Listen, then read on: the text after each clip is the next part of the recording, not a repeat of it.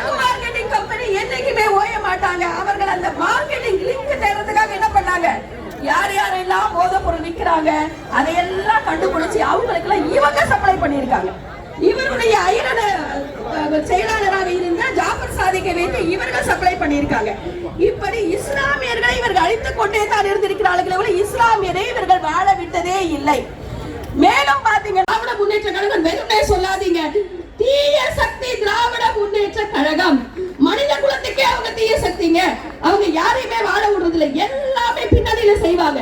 இப்படி இவ்வளவு பெரிய ஒன்று நடந்து கொண்டு இருக்கும் பொழுது இந்த ஒண்ணு சொல்லுவாங்க பாத்தீங்களா, வீட்டுல சின்ன பிள்ளைங்க வந்து குறுக்க விளையாடிட்டு இருக்குமே, அந்த மாதிரி ஒருத்தர் வராரு. வெறும் 3% ஓட்டு வச்சிருக்காங்க அந்த கட்சி.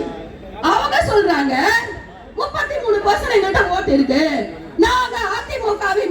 இன்றைக்கு நீக்கமர நிறந்திருக்கின்ற நம்முடைய இதய தெய்வம் புரட்சி தலைவி அம்மா அவருடைய நல்லாசியுடனும் நம்முடைய மாண்புமிகு கழக பொதுச் செயலாளர் சட்டமன்ற எதிர்கட்சி தலைவர் அண்ணன் எடப்பாடி 2500 கோடி ரூபாய்க்கு மேலே என்று சொல்லக்கூடிய அந்த போதைப் பொருள், அது பொதுவாகவே அந்த போதைப் பொருள் ஒரு தடவை வந்து உட்கொண்டாலே போதும், அந்த அளவுக்கு அதுக்கு அடிமையாகி, அது மட்டும் இல்லாமல் மூளை செயல்திறன் பாதித்து மக்கள் பெருமளவு பாதிக்கப்படுகின்ற ஒரு நிலை உருவாகும்.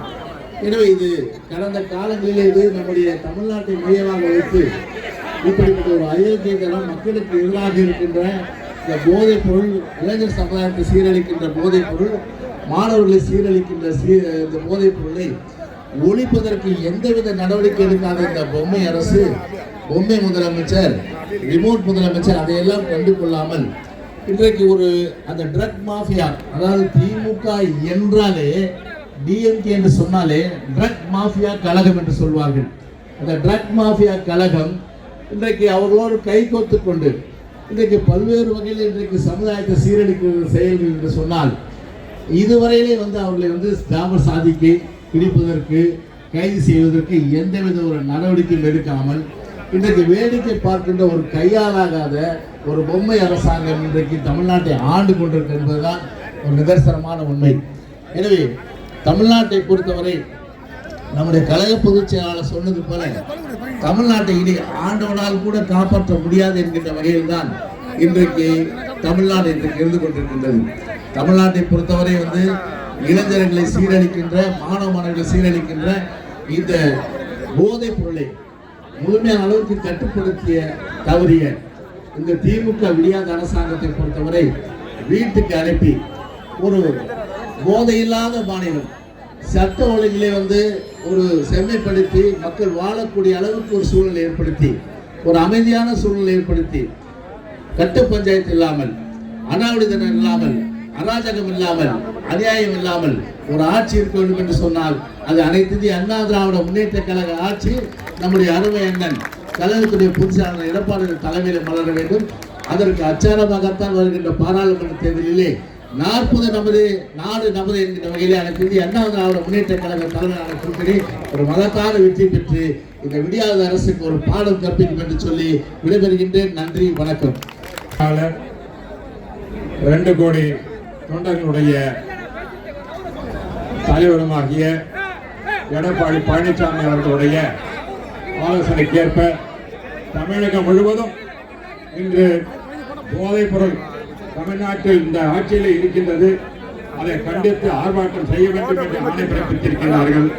அதன் அடிப்படையில் சென்னை மாநகரில் மகாபெரும் மாநாடு போல இந்த மக்கள் கூடி போதைப் பொருளை நாட்டிலே நடவிட்டு தமிழகத்திலே நடமாடம் செய்து கொண்டிருக்கின்ற திராவிட முன்னேற்ற கழக விடிய அரசை அகற்ற வேண்டும் என்பதற்காக, மக்கள் நினைவுக்காக இந்த மாபெரும் அதற்காக துணிந்து அது செயல்படுத்த திராவிட முன்னேற்ற சார்ந்தவர் என்பதை இப்பொழுது ஜாபர் செய்தவர்களை தடுக்கவில்லை, கருவி செய்வதற்கு இல்லாமல் காலம் தாழ்ந்து கொண்டிருக்கின்றார்கள். திமுக என்றால் போதைதான், அந்த போதைதான் இப்பொழுது வந்து கொண்டிருக்கிறது.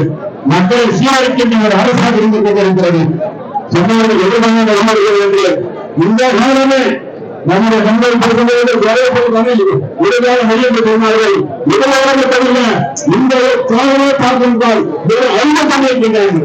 அந்த 5 நோக்கமைக்கப்பட்டால் இளைஞர்கள் பயிற்சியாளர்கள் இன்றைய தமிழக முதல்வர் ஒரு மாபெரும் தமிழ் ஆர்ப்பாட்டத்தை தீர்மானத்தை கண்டித்து ஆர்ப்பாட்டத்தை கடந்து கொண்டிருக்கின்றார்கள்.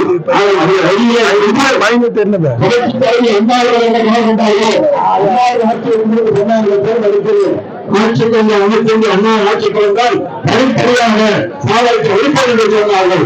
அதேதான் எடப்பாடி பழனிசாமி ஆட்சி நடத்திய சாலை நடத்திய கூறினார்கள். ஆனால் திமுக அரசோ சந்தை கொண்டெல்லாம் சாலை கிடைக்கும்.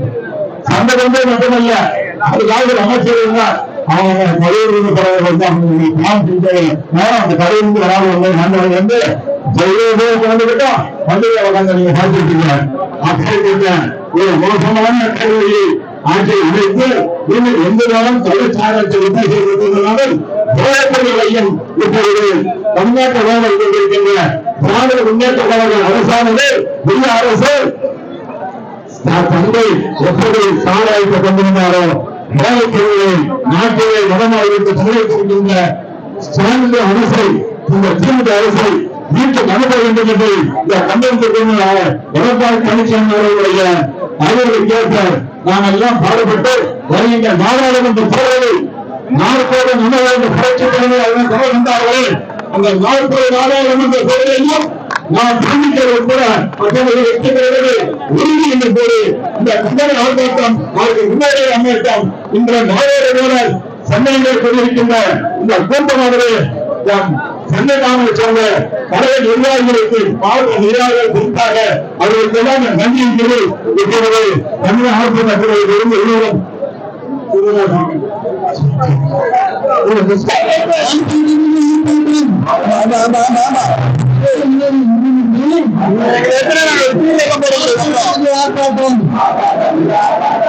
போராட்டம் போராட்டம்